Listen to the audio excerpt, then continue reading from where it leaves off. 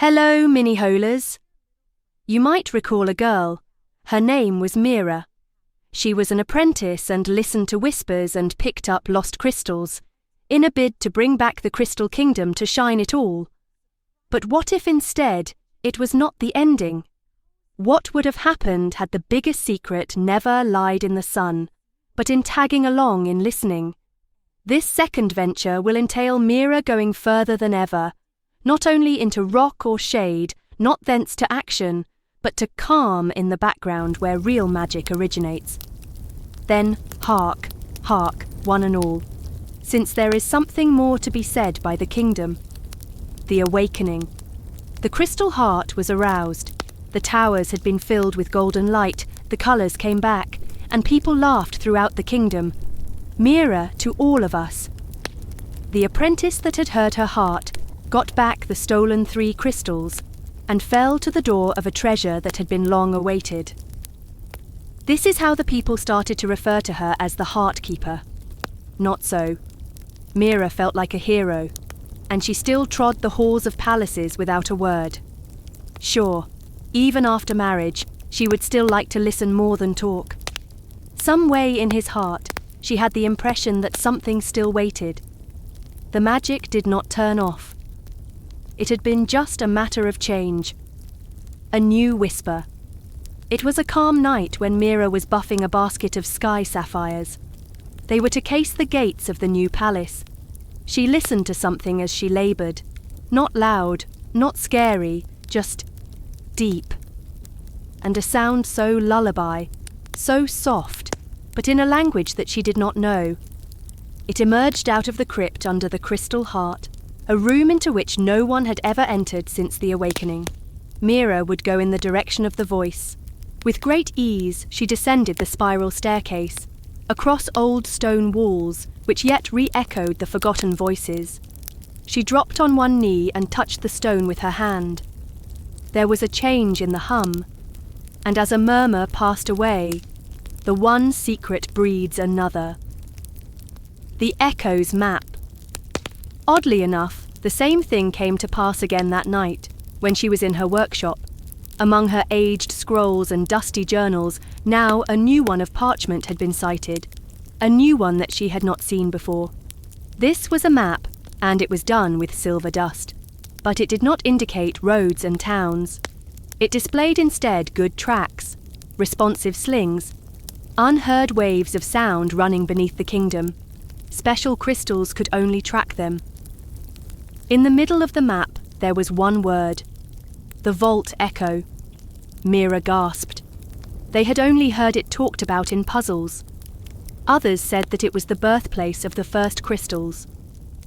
The voyage under the sea. Mira packed the next morning without noise.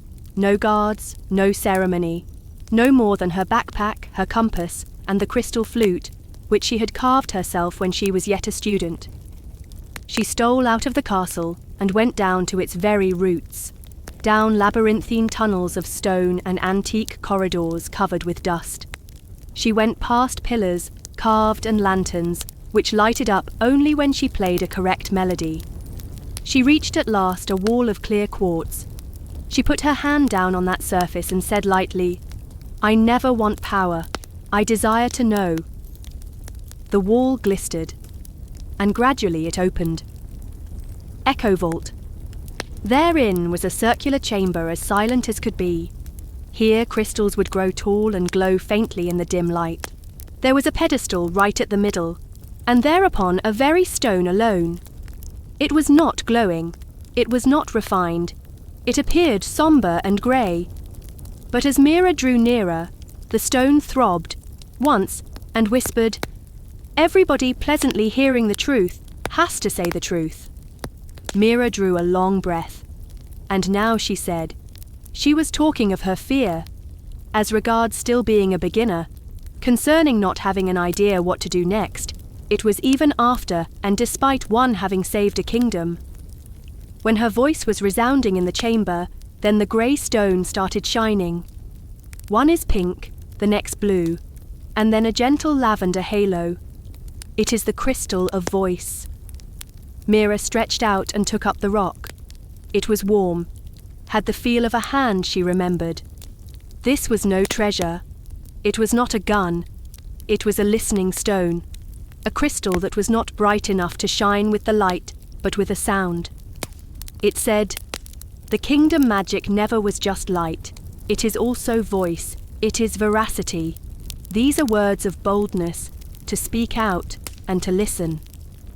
Mira clenched the gem in her hand, and she realized the secret of the kingdom was not only the crystal heart, it would be something to talk to. Repairing to the surface, Mira said nothing about treasure or secrets when she came back. She picked children of the kingdom instead. Out of her box of stones, she took plain, solid crystals, each one a different one. She handed her one to every child. She told them, "When you want to say something, hold this, and we shall hear." Children took their turn speaking up one by one, concerning their concerns, just concerning their wishes, everything about dreams, and no one ever bothered to ask them. And the kingdom, which was light, grew warmer, kinder, more whole. The secret Spro Mira has put the listening stone in a silent place in the palace. No glasses, not pedestaled, only on a table, and anyone might sit by it. There was nothing judged, no pressure, only truth. And now and then, when the wind happened to be favorable, I at least might see it. Then softly in the palace would hum, to be told with remembered stories. Invoices are welcome. Those were well-kept secrets. Thus Mira found the most silent type of magic. No, not the gleaming type, not of the kind that yells, but the kind that hears. It is so since, at times, the biggest secret would be the awareness that every one of you, including the voice of yours, has the right to be heard is. And in the Crystal Kingdom, they were not forgotten. Part 2, the end.